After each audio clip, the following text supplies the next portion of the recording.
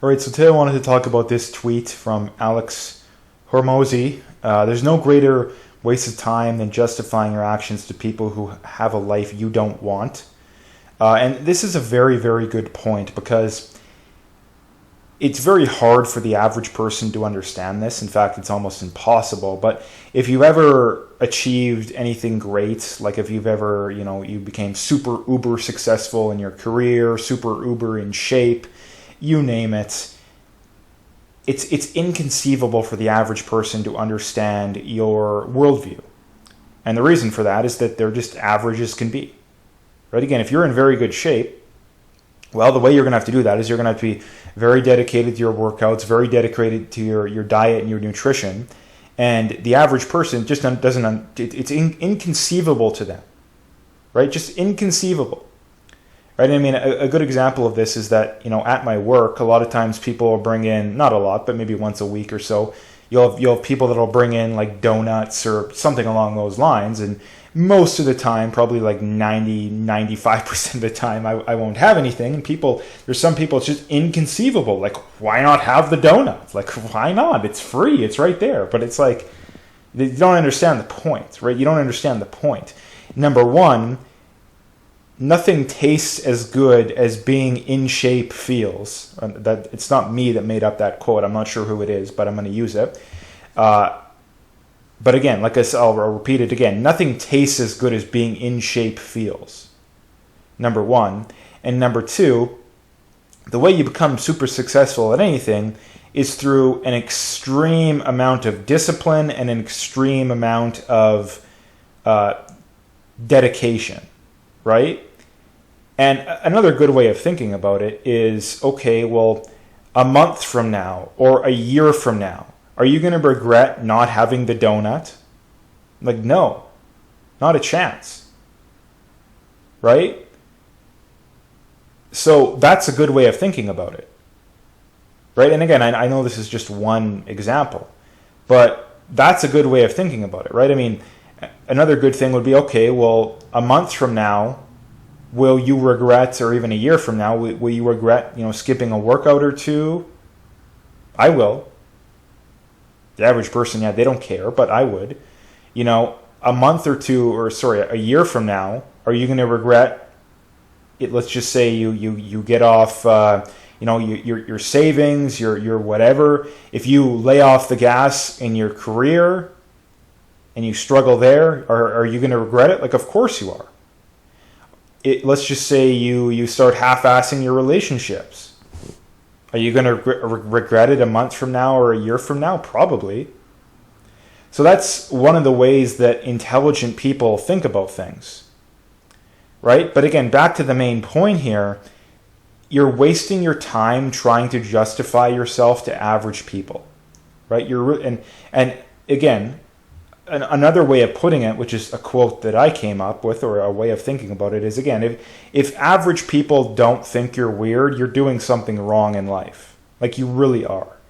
And it's impossible for average people to understand this, right? It's impossible because they're average, right? The only way that you will ever experience this is if you get in really good shape, if you become super successful, again, et cetera, right? So, again, when people question why you don't want the donut, or when people question why do you save so much of your money? Why do you invest so much of your money? Oh, you're so stupid. You're investing. You're gonna lose all that money.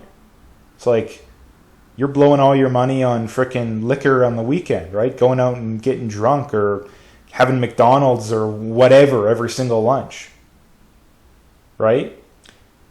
That's that. And again, there's no way to justify yourself to people because typically the big problem that average people run into is that they're so ingrained in their way of thinking that it's like a foreign concept to do anything different because them and virtually everybody else around them does the exact same thing. Like, again, like, there's a old saying that, like, whatever, 90 or 95% of what you do in a day, you're not even consciously thinking about, like, hey, I'm gonna go do this, right? You just do it without even thinking about it, And I know there's a better way of explaining that, but you probably know what I mean, right? Most of what you do in a day, you're not consciously thinking, I'm going to go do this in this specific way, and I'm going to do that in this specific way. You just do it without even thinking about it, right? And that's kind of what it is to the average person, is that when someone comes along that breaks that ingrained way of doing things, like, what do you mean you don't just eat the donut? What do you mean you don't blow all your money on stupid stuff, right? It's a complete jailbreak. Right? It's a complete jailbreak in their minds. It is just so hard for them to conceive. And then you also have to go down the rabbit hole that a lot of people, it's the misery loves company kind of thing that people, and the kind of the sunk cost fallacy too, that a lot of people believe that, oh yeah, I've gone 40 years of my life and I've never ate healthy, never exercised, none of that stuff. Why would I start now? Like they think that it's a sunk cost thing, when in reality it kind of is, but it's not nearly as bad as what they think, right? I mean, there's plenty of people that have gotten in very good shape after going 40, 50 years of their life, never exercising, never eating healthy. There's plenty of people that have gotten, very well off financially after going 30, 40, 50 years being, living paycheck to paycheck, right?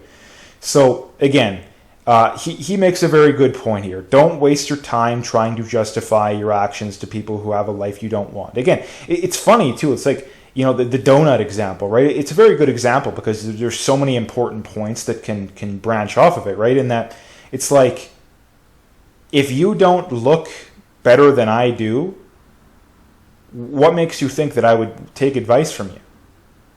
What makes you think that I would take advice from you? Like, if you were flat broke and I was a multimillionaire, like, do you actually think that I would take financial advice from you?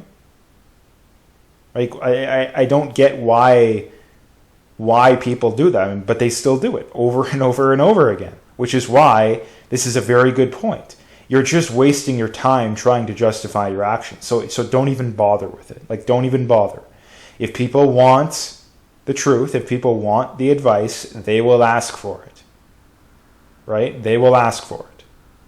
So anyway, I'm going to keep it fairly short today. If you like the video, hit that like and subscribe, comment, all that good stuff, and stay tuned for more.